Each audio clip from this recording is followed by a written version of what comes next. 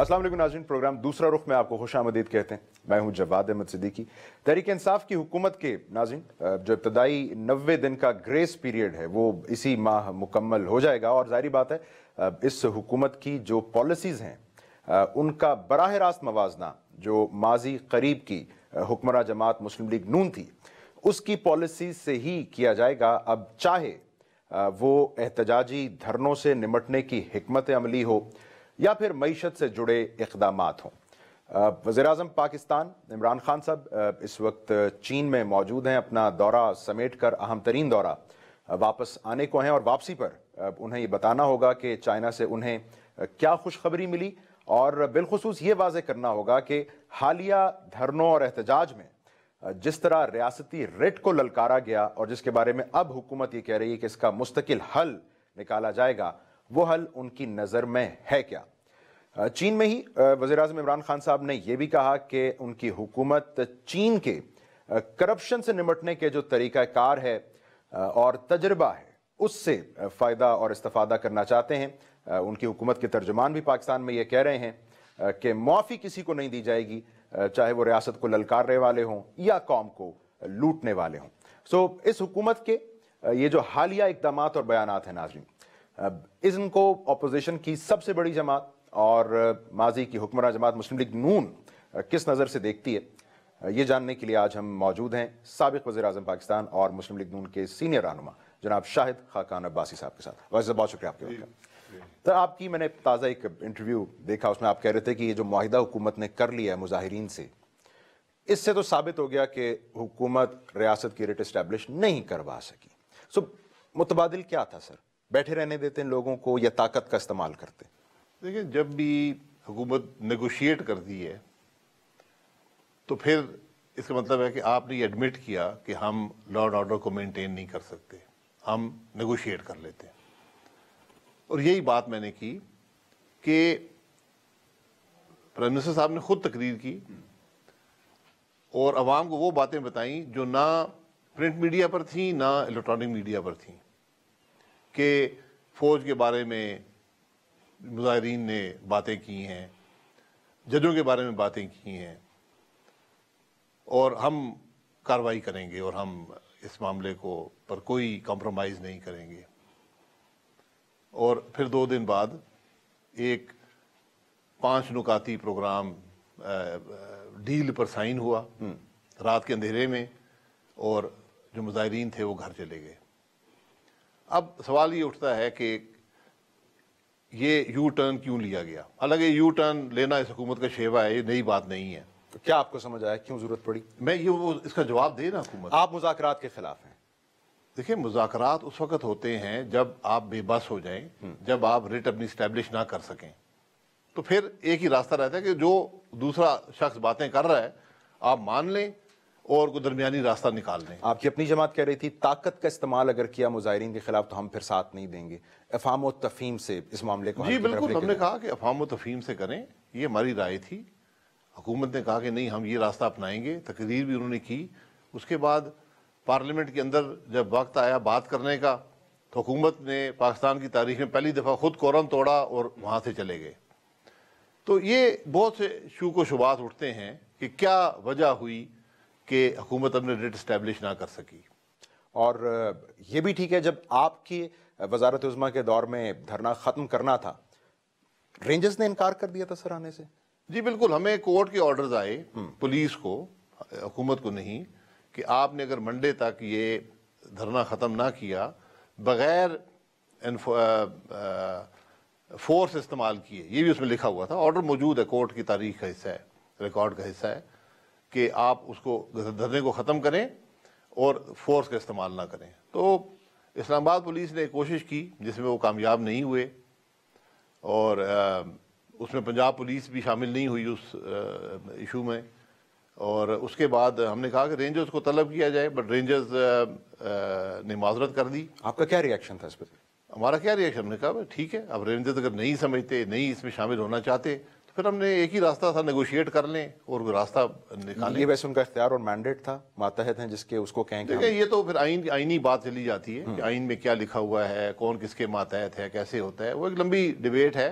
लेकिन हकीकत ये है کہ ہم جو ریٹ تھی حکومت کی وہ انفورس کرنے میں ناکام آپ رینجرز بلانے کا مقصد یہ تھا آپ طاقت کا استعمال کرنا چاہتے تھے اپنے وزارت عظمیٰ کے دور میں طاقت کا استعمال یہ حکومت کا فرض ہوتا ہے کہ جب عوام کو تکلیف ہو اور خاص طور پہ دارالحکومت بند ہو، اس کے راستے بند ہوں اور چند سو مظاہرین کی وجہ سے بند ہوں، تو پھر یہ حکومت کے لیے بڑی امبیرسمنٹ ہوتی ہے۔ حکومت کو پھر اپنی فورس، ایک ہی بات، اگر بات چیت سے بات نہیں بنتی، اگر کوئی بات آپ کی سمجھتا نہیں ہے، آپ کو دھمکیاں دیتا ہے، پھر ایک ہی راستہ ہوتا ہے کہ آپ فورس کا استعمال کریں۔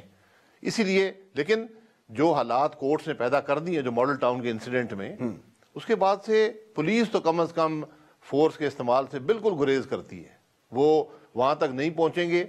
اور یہ مسئلہ اس حکومت کو بھی رہے گا، اور جب مظاہرین کو یہ پتا ہو کہ یہاں فورس کا استعمال نہیں ہوگا، پھر ان کا رویہ بھی کچھ اور ہو جاتا ہے۔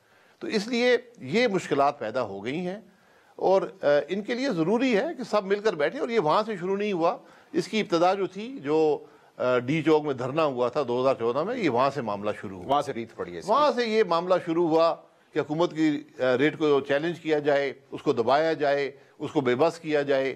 تو آج وہی مسئلہ چل رہا ہے۔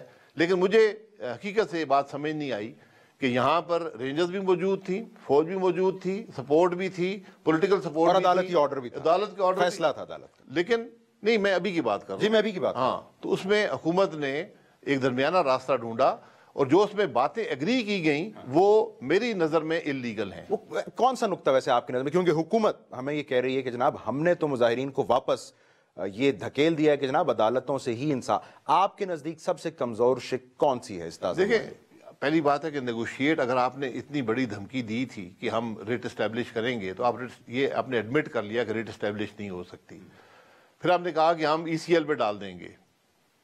کیا آپ ای سی ایل پہ ڈال سکتے ہیں لیگلی؟ انہوں نے کہا اس کے لیے قانونی کارروائی کریں۔ قانونی کارروائی نہیں ہوتی، ای سی ایل حکومت ڈالتی ہے، قانون کے سے ای سی ایل پہ نہیں آج کوئی شخص آتا۔ یہ حکومت کی اپنی ایک پریروگیٹو ہوتا ہے، حکومت ای سی ایل پر ڈال سکتی ہے کسی شخص کو بھی، لیکن وجوہات ہونی چاہیے، آپ ہر شخص کو نہیں ڈال سکتے۔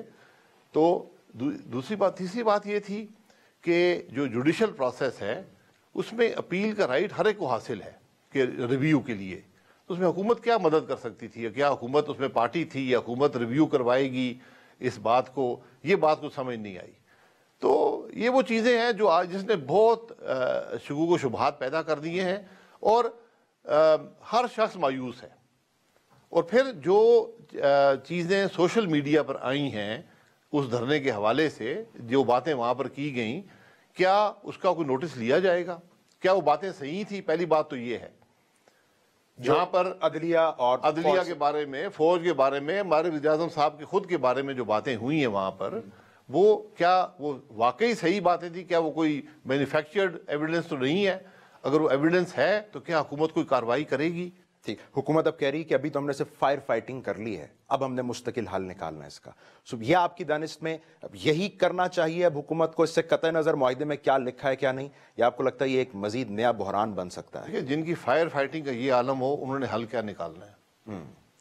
جب آپ کی فائر فائٹنگ اتنی کمزور ہو، آپ ایک چھوٹی سی آگ نہیں بجھا سکے، تو آپ نے ایک بڑی آگ کو کیا بجھانا ہے؟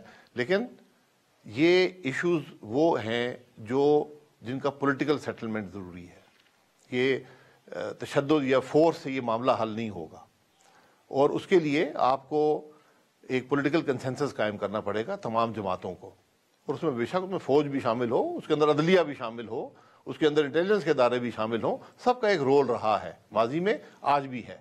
آج بڑا اپریشیٹ کر رہے تھے فواد صاحب جس طرح نون لیگ نے اس رسپونڈ کیا اس صورتحال میں حکومت کی کال پر، اور پیپلز پارٹی نے۔ سو اگر یہ مستقل حل کی طرف حکومت جانا چاہتی ہے تو آپ لوگ تعاون تو کریں گے نا؟ ہم نے پہلے بھی کہا تھا، ملک کے مفاد میں، ہم نے کوئی ذاتی مفاد یہاں سے حاصل نہیں کرنا۔ ہم نے ان کو پہلے بھی سمجھایا تھا کہ یہ معاملہ فورس سے حل نہیں ہوگا، یہ ایک ایسا ایشو ہے جس پر کوئی شخص بھی دو رائے نہیں رکھتا۔ ہم کو تشدد کی راہ نہیں اپنانا چاہتے، لیکن ایک بڑا ایشو جو یہاں پر پیدا ہوا کہ میری نظر میں کہ عوام کورٹ کے ڈیسیشنز پر عوام کا کانفیڈنس کم ہو گیا ہے۔ یہ ایک بڑا سنجیدہ پہلو ہے سارے معاملے کا، کہ جو کورٹ کے ڈیسیشنز ہیں ان پر آج عوام شک اور شبے کی نگاہ سے دیکھتے ہیں۔ اس کا حکومت سے تو تعلق نہیں ہے نا سر؟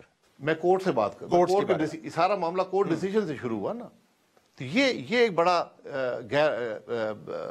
گہرا پہلو ہے اس سارے معاملے کا، جس پر سب کو غور کرنے کی ضرورت ہے، اور اس کے کہ لیے جب عوام کا کانفیڈنس کورٹس کے ڈیسیشن سے اٹھ جائے تو پھر ملک میں انارکی آتی ہے۔ سر وہ اس فیصلے سے اٹھا، وہ تو آپ کی جماعت سے متعلق کا جو فیصلہ ہے آپ لوگ کہتے ہیں ان سے بھی اس کا بھی یہی میں نتیجہ کہہ رہا ہوں یہ جو فیصلوں سے نا، جو فیصلوں کا ایک تسلسل رہا ماضی ہے، قریب کے فیصلے، ماضی کے فیصلے، یہ فیصلہ بھی لوگوں نے قبول نہیں کیا۔ ہمیں اس بات کا اعتراف کرنا چاہیے۔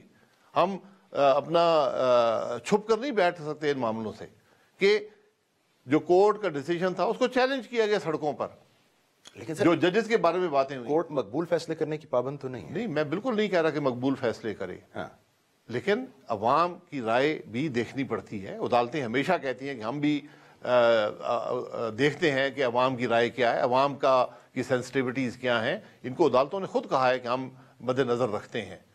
تو جب یہ فیصلے اس طرح کے آئیں تو میں یہ نہیں کہہ رہا کہ اس فیصلے میں کوئی غلطی ہے یا اس فیصلے سے سارا معاملہ پیدا ہوا ہے، ایک سلسلہ چلا آ رہا ہے۔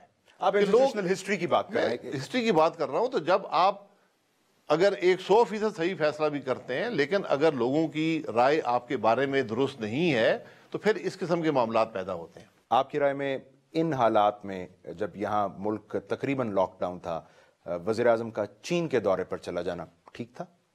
دیکھیں یہ ان کی رائے ہے، یہ ان کا فیصلہ ہے، لیکن انٹیریئر منسٹر بھی وہ ہیں۔ اگر انٹیریئر منسٹر کوئی ہوتا جو پیچھے معاملات کو طے کر سکتا، یہ ایک ماڈرن زمانہ ہے، آپ کہیں سے بیٹھ کر یہ کام کر وزیر سکتے ہیں۔ مملکت تھے نا داخلہ کے شہریار صاحب؟ نہیں، وزیر مملکت کے پاس وہ اختیارات نہیں ہوتے جو وزیر رکھتا ہے، اور فیصلے وزیر ہی کرتا ہے، یہ وزیر اعظم کرتا ہے۔ اس میں دوسرا پہلو یہ ہے کہ چین ہمارا ہمسایہ، ہمارا ایک برادر ملک ہے جس نے ہماری بے پناہ مدد کی ہے، تو وہ دورہ بھی کینسل کرنا کوئی معقول بات نہیں تھی۔ لیکن ضرورت اس بات کی تھی کہ جو تقریریں آپ کرتے ہیں سوچ سمجھ کر کرنی چاہیے۔ وزیر اعظم کی جو بات ہوتی ہے اس کو سنجیدگی سے لیا جاتا ہے۔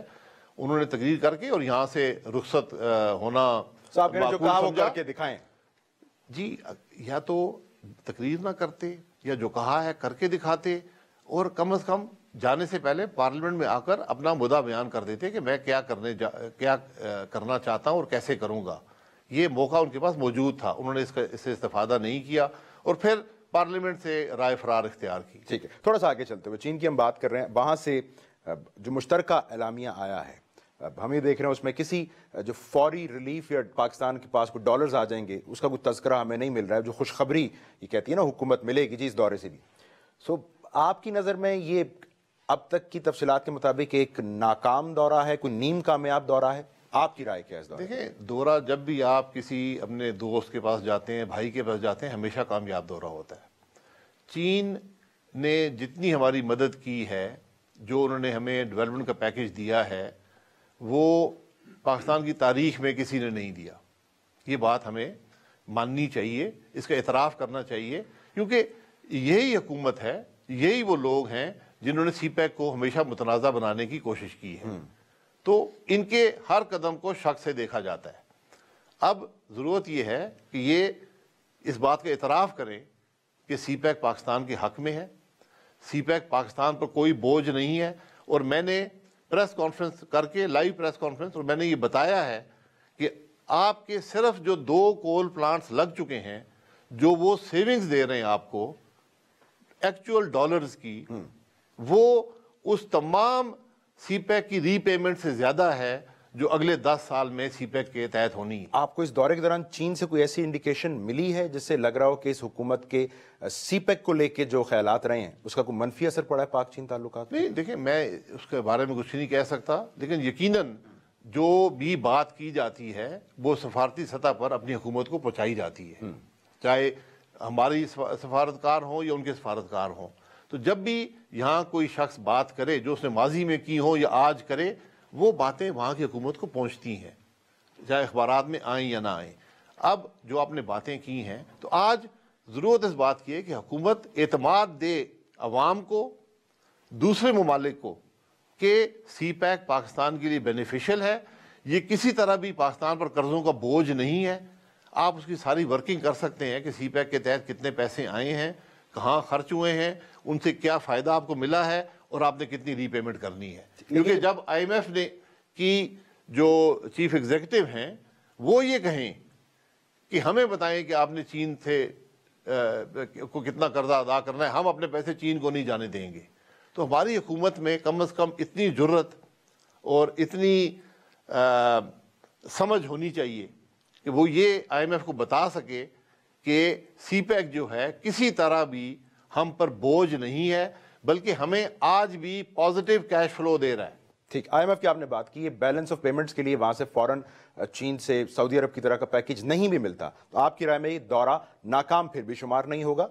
یہ دورہ دیکھیں چین جو آپ کے فزیکل ڈیفیسٹس ہوں یا بیلنس آف پیمنٹس کے ایشوز ہوں، یہ آپ کے ایشوز ہوتے ہیں.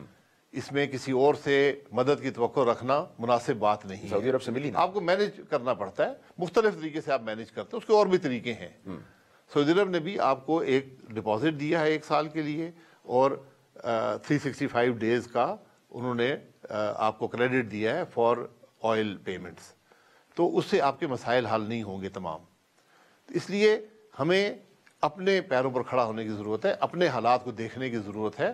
اگر حکومت کو سمجھ نہیں آ رہی تو ہم مینیج کرتے رہے سچویشن کو پچھلے 5 سال میں، ہم سے مشورہ کر لیں. حکومت کہتی ہے مس مینج کرتے رہے. ویسے یہ ان کی خیال ہے. گورنمنٹ کا ریکارڈ، بجٹ کے ڈاکومنٹ، گورنمنٹ کی فائنینشیل ایشوز، یہ پوشیدہ چیزیں نہیں، خفیہ نہیں ہوتی. سب آج حکومت میں وہ ہیں، ان کے پاس موجود ہیں. اگر کوئی مس مینجمنٹ ہوئی ہے تو بتا دیں، عوام کو بتا دیں. حقیقت بڑی واضح ہے، جہاں پر ہم نے 2013 میں لیا تھا، الحمدللہ 2018 میں بہت بہتر پوزیشن، معمولی نہیں، کوانٹم ڈفرنس کے ساتھ ہم نے چھوڑا ہے. اب ان کا کام تھا اس کو آگے بڑھانا.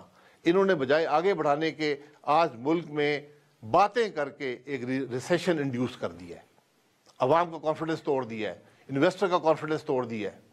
یہ وہ مشکل ہے جو اس حکومت کے سامنے آج ہے. سعودی عرب سے پیسے ملے، آپ کو بھی یہ لگتا ہے کہ وہ کچھ ایسی شرائط کے ساتھ نہیں ملے ہیں جو حکومت چھپانا چاہ رہی ہے یا بتا نہیں رہی ہے؟ جیسے حکومت کہہ رہی ہے ایسے ہی مل گئے ہیں. دیکھیں سعودی عرب نے ہمیشہ آپ کی مدد کی ہے، اور ان چیزوں میں شرائط نہیں ہوتی. یہ ایک بدقسمتی سے ہمارا میڈین باتوں کو اچھال لیتا ہے کہ فلانی شرط ہے، پیپلز پارٹی کہتی ہے.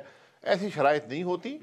وہ آپ کی مدد کرنا چاہتے ہیں، وہ آپ کی مشکلات کو سمجھتے ہیں، ان کی بھی اپنے کنسٹرینٹس ہوتے ہیں، اس کے اندر رہ کر وہ آپ کی مدد کرتے ہیں. ماضی میں بھی کیے، آج بھی کر رہے ہیں. ٹھیک ہے، اور بریک پہ جانے سے پہلے یہ جو ثالثی پاکستان اب یمن ایشو کے اوپر کرنے جا رہا ہے، اس کا فائدہ ہی ہوگا پاکستان کو آپ کی نظر میں؟ دیکھیں ثالثی میں دونوں سائڈ جو ہے وہ اگر آپ کو قبول کریں گے تو آپ ثالثی بنتے ہیں. تو اب ہم ثالثی کی آفر تو کر سکتے ہیں، لیکن دونوں سائڈز کو قبول کرنا پڑتا ہے کہ ہم ان کو ایک تیسرے پارٹی کو ہم یا ملک کو ہم قبول کرتے ہیں ثالثی بننے کے لیے. تو یہ اگر آگے چلتا ہے ہمارے مفاد میں ہوگا؟ یقیناً یہ اسلامی دنیا کے مفاد میں ہے، سعودی عرب کے مفاد میں ہے، یمن کے مفاد میں ہے، ہمارے بھی مفاد میں ہوگا. ایک کوئک بریک لے لیں ناظرین. اور چائنا میں بھی ہمارے وزیر اعظم کرپشن اور ملک کی بدعنوانی کا تذکرہ کرتے رہے ہیں، تو ذرا اس سلسلے پر بھی بات کرتے ہیں اس بریک کے بعد.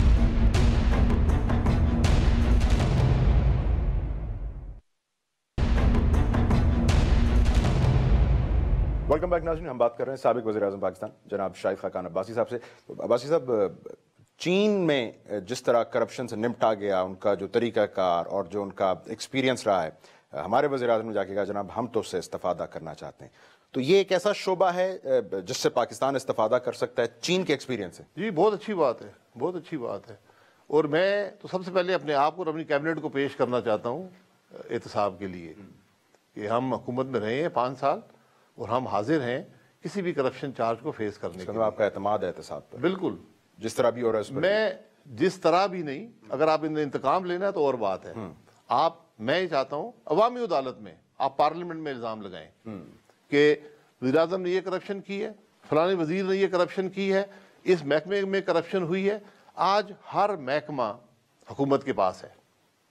اپنے وزیروں کی ڈیوٹیاں لگائیں کہ 5 سال کی فائلیں دیکھیں کہاں پر کرپشن ہوئی ہے، اس سے ملک کا کیا نقصان ہوا ہے. یہ الزام لگائیں. میں تو چاہتا ہوں کہ الزام لگائیں. لیکن آپ کہہ رہے ہیں پارلیمان میں ہو، یہ پارلیمان میں ہو، پبلک میں لگائیں، جہاں مرضی لگانا چاہتے ہیں. ادارے بھی تو ہیں نا ہمارے، نیب ہے. دیکھیں نیب کا ادارہ جو ہے وہ ایک کالا قانون ہے. نیب یہ کام نہیں کر سکتا. نیب کے میں نے نیب کو فیس کیا ہے، میں آج بھی نیب کو فیس کر رہا ہوں. پھر کھل گیا آپ چیزیں کھلتی رہیں گی. ہم سے پوچھا جاتا ہے جی فلانا آدمی فلانے ادارے کا ہیڈ لگا، اس کی اتنی تنخواہ تھی، تنخواہ کیوں زیادہ ہے؟ اب اس کا جواب میں کیا دے سکتا ہوں؟ آپ ڈلیوری دیکھ لیں جن لوگوں کو ہم نے اپوائنٹ کیا، کیا انہوں نے کام نہیں کیا؟ میں نے ان کو کہا کہ اگر اس نے اربوں ڈالر کی سیونگ نہیں دی اس شخص نے تو میں ذمہ دار ہوں. اگر اس ادارے میں کوئی بدعنوانی ہوئی ہے اس شخص سے پوچھ لیں.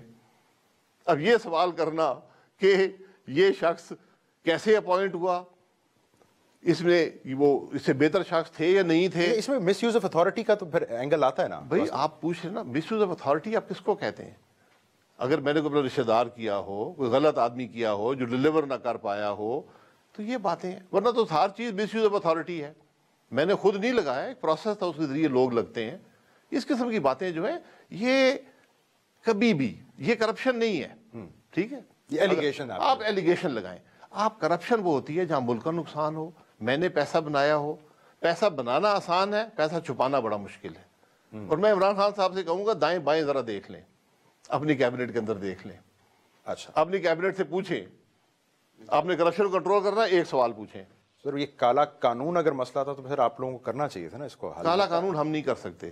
اچھا، اگر جو حکومت میں ہوتا ہے وہ کرے گا تو اس سے سوال ہوگا کہ تم نے یہ اپنی جان بچا یہی اب پی ٹی آئی کہتی. یہ ہم ساتھ ہیں. جو قانون بنایا گیا تھا، ایگری ہوا تھا Peoples Party, P T I اور پی ایم ایل کے درمیان، یہ امینڈمنٹس ہوں گی نیب کی آرڈیننس میں، وہ امپلیمنٹ کر دیں. بنی ہوئی ہیں، ایک دن لگے گا امپلیمنٹ کر دیں، ہم ساتھ ہیں. ٹھیک ہے. اب بات یہ ہے آپ نے کرپشن پکڑنی ہے، اگر صحیح طرح سے اپنی کیبنٹ سے شروع کریں. وزراء سے پوچھیں تم سیاست میں آئے تھے اس وقت تمہارے کیا اثاثے تھے، آج کیا اثاثے ہیں. وزراء سے پوچھیں ٹیکس کتنا دیتے ہو. وزراء سے پوچھیں گاڑیاں جو رکھی ہیں کہاں سے آئی ہیں، جو تمہارے اثاثے ہیں کہاں سے آئی ہیں. کرپشن ٹاپ سے شروع ہوگی. صدر صاحب کے، وزیر اعظم کرے، وزراء کریں، ایم این ایز کریں، ہم سب ایم این اے ہم حاضر ہیں.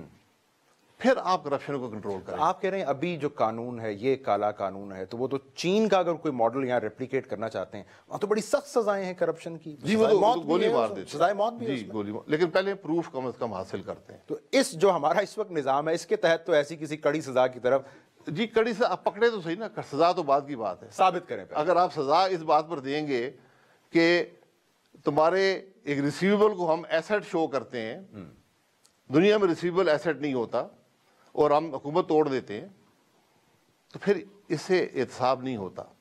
اگر آپ لیڈر آف اپوزیشن کو پکڑ کے اندر رکھیں گے، اس 2018 میں پاکستان کے لیڈر آف اپوزیشن قومی اسمبلی کا وہ نیب کی کسٹڈی میں ہے، اس پہ الزام نہیں لگ سکا.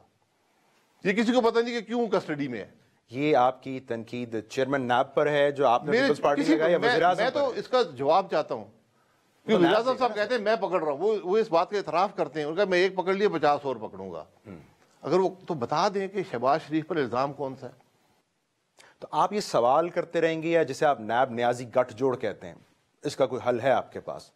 ہم تو اپوزیشن میں ہیں نا، ہم تو یہ بھگتنے کو تیار ہیں، لیکن عوام ان چیزوں کو قبول نہیں کرتے. یہ بدقسمتی ہے آج کہ جب آپ نے ایک عام آدمی کو نہیں پکڑا، آپ نے لیڈر آف اپوزیشن کو پکڑا ہے، آپ نے ایک ایسے شخص کو پکڑا جو 10 سال چیف منسٹر رہا ہے، آپ اس پہ ایک پیسے کی کرپشن کا الزام نہیں لگا سکے، جس نے صوبہ پنجاب کو بدل کے رکھ دیا ہے، ملک کو ترقی دی ہے، توانائی کے بحران کو حل کیا ہے، ان پاور پلانٹس کو سستی ترین قیمت پر لگایا جن کو آج آپ پرائیویٹائز کرنے کی بات کر رہے ہیں.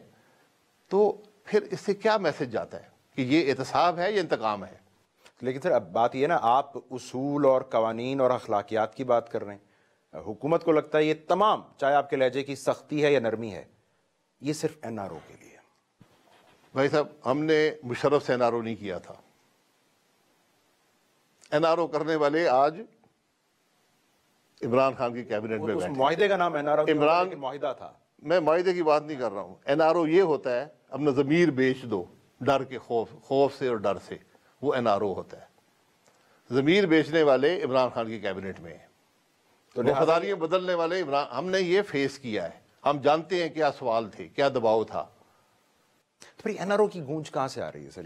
یہ عمران خان صاحب بتائیں کس نے این آر او کہا ہے ان کو. میں تو کہہ رہا ہوں میرے 44 منسٹر تھے، میں خود تھا، احتساب کر لیں. یہ کہتے ہیں ہمیں جو یہ جو معصوم سی خواہشیں ہیں نا، جیسے زرداری صاحب نے بھی کہا جی ہم حکومت کے ساتھ چلنے کو تیار ہیں، یہ سب کی خواہش ہے کہ این آر او دے دیں، کیسز ختم کریں، ہم ساتھ چلیں گے. میں آپ کے یہاں کہہ رہا ہوں لکھ کے لے لیں, ہمیں کوئی این آر او کی خواہش نہیں ہے.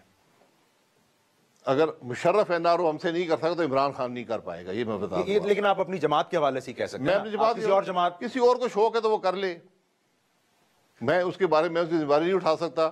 میں اپنی جماعت کی, اپنی اور اپنی کیبنٹ کی ذمہ داری اٹھا سکتا ہوں. نواز شریف صاحب, شہباز شریف صاحب, جی بالکل بالکل. تو آصف علی زرداری صاحب نے جو کہا کہ ہم حکومت کے ساتھ چلنے کو تیار ہیں, گو کہ چند دن پہلے وہ کہہ رہے تھے حکومت چلے گی نہیں تحریک لائن کے خلاف, یہ آپ کی نظر میں ایک سٹیٹس مین شپ کا مظاہرہ کیا زرداری صاحب نے, یا آپ کی سیاسی نظر میں یہ کسی مجبوری کی وجہ سے ہوا؟ دیکھیں, ہر سیاسی جماعت چاہتی ہے کہ ملک چلے, میں بھی چاہتا ہوں, پی ایم ایل این بھی چاہتی ہے, پیپلز پارٹی بھی چاہتی ہے.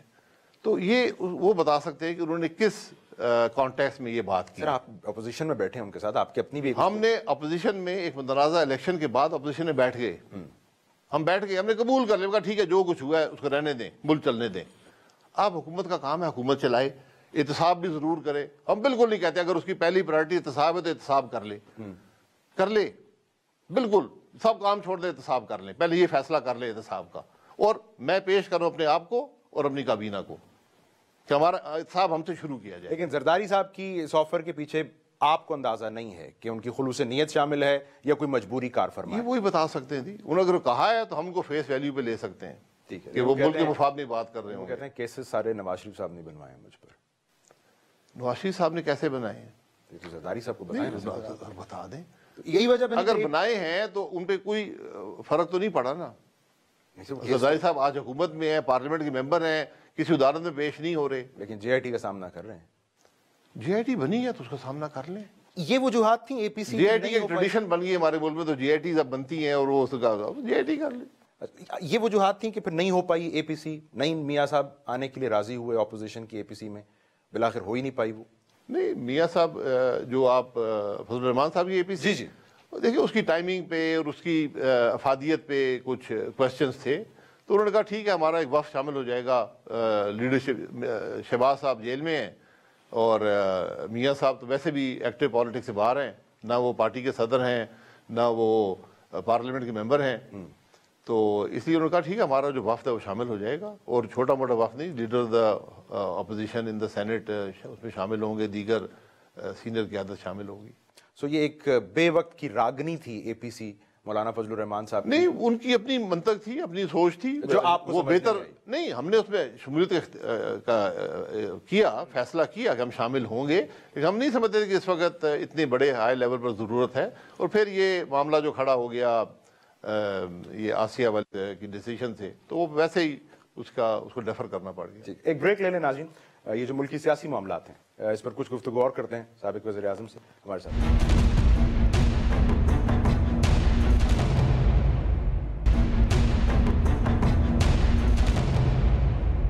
ویلکم بیک ناظرین. واسف صاحب, چونکہ ہم پیپلز پارٹی اور آپ کی جماعت کی بات کر رہے تھے, آپ لوگوں کی اپنی جو ایک ٹرسٹ ڈیفیسٹ جو ہمیں خصوصاً بلوچستان میں گورنمنٹ کی تبدیلی کے بعد سینٹ انتخابات میں نظر آیا, وہ قصہ پارینہ ہو چکا ہے, آپ بھلا چکے ہیں. جو آپ کہتے تھے تیر بلہ ایک ہی بات ہے, وہ ماضی سیاست میں ماضی میں ہی رہتا ہے. اس کے یقیناً اثرات ہوتے ہیں, حال پر بھی اثرات ہوتے ہیں, مستقبل پر بھی ہوتے ہیں, لیکن ہمیں ایک دوسرے کو ایٹ فیس ویلیو لینا پڑتا ہے. اور اس کی بنیاد جو ہوتی ہے کہ ہمارا جو عمل ہوگا ملک کے مفاد میں ہوگا یا نہیں ہوگا. ہم نے کبھی بھی کم از کم پی ایم ایل این نے ذاتی مفاد کی سیاست نہیں کی. اگر اس میں کوئی اور جماعت کرتی ہے تو یہ اس کا اپنا فیصلہ ہے. آپ کہتے ہیں فیس ویلیو پہ لینا پڑے گا, زرداری صاحب تو کہتے ہیں کہ جناب ہم نے میاں صاحب پہ جب بھروسہ کیا پیٹھ میں چھرا گھونپ دیا, ہم تو جنت میں بھی ان کے ساتھ نہیں جائیں گے. ہم نے الیکشن کے دنوں میں سنا ہے. بہرحال یہ ان کی اپنی رائے ہو سکتی ہے, اگر یہ ان کا موقف ہے تو پھر یہ اس پر وہ قائم رہیں گے. میں اس لیے کہہ رہا ہوں انتخابات اب کل جو ہے پہلا اجلاس ہے غالباً اس انتخابی دھاندلی کی جو پارلیمانی کمیٹی بنی ہے اس کے لیے. سو یہ جو پری پول ایک معاملات تھے جس میں آپ لوگوں کی جماعت کا بڑا واضح موقف رہا ہے, تو یہ سب اس میں بھی ریفلیکٹ ہوں گے, یا اس میں آپ اور پیپلز پارٹی اب بیٹھ کے صرف انتخاب کے دن اور اس رات جو ہوا ہے اس کی بات کریں؟ انتخاب دیکھیں, انتخاب ایک پروسیس ہوتا ہے, وہ ایک دن میں نہیں ہوتا. جس طرح پی ایم ایل این کی اور اس کی لیڈرشپ کی کریکٹر اسیسینیشن کی گئی 5 سال میں, وہ معمولی بات نہیں ہے. اس کا یقیناً اثر پڑتا ہے انتخابات پر. اور جس طرح پی ایم ایل این کی اچیومنٹس کو دبایا گیا ہر سطح پر, وہ بھی انتخابات پر اثر انداز ہوتا ہے. تو یہ سب چیزیں آپ کو دیکھنی پڑیں گی کہ کس طرح یہ معاملات ہوئے. پھر جو بلوچستان اسمبلی میں ہوا, جو سینٹ کے اندر الیکشنز میں ہوا, اس کا ذکر آئے گا ٹی وی؟ جی بالکل, اس کا آنا چاہیے. یہ سب کڑیاں جڑی ہوئی ہیں, اور یہ ان کا ایک قسم کا جو فائنل جو فائنلٹی ہے وہ الیکشن کے دن آؤٹ کم جو ہے وہ الیکشن کے دن سامنے آتا ہے. تو اس سب کے بغیر پھر راستہ نکلے گا نہیں, دھاندلی کا کھرا ملے گا نہیں اگر ان سارے حالات کو آپ ٹی آرز میں نہ شامل پڑتا ہے. دیکھیں, الیکشن ایک دن کی بات نہیں ہوتی. الیکشن جس دن پہلی گورنمنٹ حلف لیتی ہے اس دن سے اگلے الیکشن کا پروسیس شروع ہو جاتا ہے. تو وہ سب چیزیں آپ کو کنسیڈر کرنی پڑیں گی. نواز شریف صاحب کیوں اس وقت سیاست سے دور نظر آ رہے ہیں؟ مریم صاحبہ, نواز شریف صاحب, شہباز شریف صاحب آپ نے خود کہا وہ تو آلریڈی اندر ہیں نیب کے کیس میں. نواز شریف صاحب کی اس وقت کیا مجبوری ہے؟ نہیں, جو ضرورت ہے سیاست کی وہ بالکل اس کے حصہ ہیں. انہوں نے میٹنگز بھی کی ہیں مختلف لوگوں سے, جو ان کی انپٹ ہے پارٹی میں وہ دیتے ہیں, اس کا حصہ ہیں, اس میں کوئی کمی نہیں ہے. شہباز شریف صاحب بدقسمتی سے ان کو پابند سلاسل کیا گیا ہے, اور آج تک میں پھر یہ کہوں گا آج تک کوئی وجہ اس کی نہیں بتائی جا سکی. اور پھر تیسرا ریمانڈ دیا گیا اس شخص کے خلاف جس پہ نہ کوئی الزام ہے, نہ اس سے کوئی برآمدگی کرنی ہے, شامل تفتیش وہ ہوا, نہ اس کے بھاگنے کا خدشہ ہے. اس کے اب ریمانڈ پہ ریمانڈ دیے جا رہے ہیں صرف اس لیے کہ الزام نہیں ہے. اگر جوڈیشل کسٹڈی بھیجیں گے تو کل بیل ہو جائے گی. شہباز شریف صاحب چونکہ اندر ہیں تو اب یہ پبلک اکاؤنٹس کمیٹی اور جو قائمہ کمیٹیوں کا معاملہ, اس پہ آپ کا کوئی فارمولا طے ہو گیا اپوزیشن کا؟ یہ بات چیت چل رہی ہے. دیکھیے, بات بڑی سیدھی ہے. پبلک اکاؤنٹ کمیٹی اس وقت افیکٹو ہوتی ہے جب اس کا سربراہ اپوزیشن سے ہو, اور یہ فیصلہ ہوا تھا کہ لیڈر آف اپوزیشن ہوگا, کیونکہ اس کے اندر ہی وہ اسٹرینتھ ہوتی ہے کہ اس کمیٹی کو افیکٹو بنا سکے. تو اگر یہ حکومت سمجھتی ہے کہ یہ بات غلط ہے تو پھر جو حالت پارلیمنٹ کی ہوگی وہ سب جانتے ہیں. ٹھیک. ٹوڈ دا ویری اینڈ, ہم کل بڑا ہم نے سخت ریمارکس سندھ حکومت سے متعلق سنے, وفاقی حکومت کے ترجمان سے. کچھ کہہ رہے تھے 75,000 کروڑ وفاق سے سندھ کو گیا, ذرا بتایا جائے کہاں لگا. ہم رینجرز بلا لیں تو ڈے ٹو ڈے پولیسنگ بھی نہیں ہو سکتی. سو آپ خود چونکہ وزیر اعظم رہے, یہ کنسرنز آپ کو اس حکومت کے سمجھ آتے ہیں؟ یہ حق بجانب ہے کہنے میں فواد چودھری صاحب کہ بہت گورننس خراب ہے سندھ میں؟ دیکھیں, یہ ان کی رائے ہو سکتی ہے. آپ کی رائے کیا تھی بطور فواد چودھری صاحب بتائیں. یہ عوام کا فیصلہ ہے, عوام نے ان کو واپس لے آئے ہیں. ہم نے تو وفاق نے ایکٹیو انٹرسٹ کراچی میں لے کر کراچی کے حالات کو بحال کیا. پورا کراچی تسلیم کرتا ہے. سندھ گورنمنٹ ان ایفیکٹو تھی. سندھ حکومت کہتی ہے ہم اس کے درحال وہ جو میں تو بات کر رہا ہوں, جو میرے حقائق میرے سامنے ہیں, صرف وہ ان ایفیکٹو نہیں تھے, کے پی کی گورنمنٹ بھی ان ایفیکٹو تھی. لیکن وہاں بھی پی ٹی آئی کو ووٹ مل گئے. جی, ووٹ میں وہی کہہ رہا ہوں نا, یہی تو ایک انوکھی بات ہے کہ جس صوبے کو سب نے تسلیم کیا کہ اس صوبے میں ڈیولپمنٹ ہوئی ہے, اور جا کے موقع پہ دیکھ لیں, آپ پشاور چلے جائیں, آپ لاہور چلے جائیں, آپ کراچی چلے جائیں, کوئٹہ چلے جائیں, جس صوبے میں حکومت نے ڈیولپمنٹ کی, اس کو بدل دیا, عوام کے مسائل کو حل کیا, وہاں پر پارٹی کو اپنے حکومت نہیں بنا. آپ کہہ رہے ہیں کے پی میں پی ٹی آئی کا دوبارہ حکومت میں آنا اتنا ہی انہونی بات ہے جتنا سندھ میں پیپلز پارٹی کا حکومت بنانا؟ جی بالکل. بہرحال یہ اگر یہ عوام کے فیصلے ہم نے قبول کر لیے, ہم اس ڈیبیٹ میں جاتے نہیں ہیں. قبول, آگے چلے, ملک چلائیں. شاید صاحب بہت شکریہ آپ کے وقت کا. ناظرین, آج کے پروگرام سے اتنا اجازت.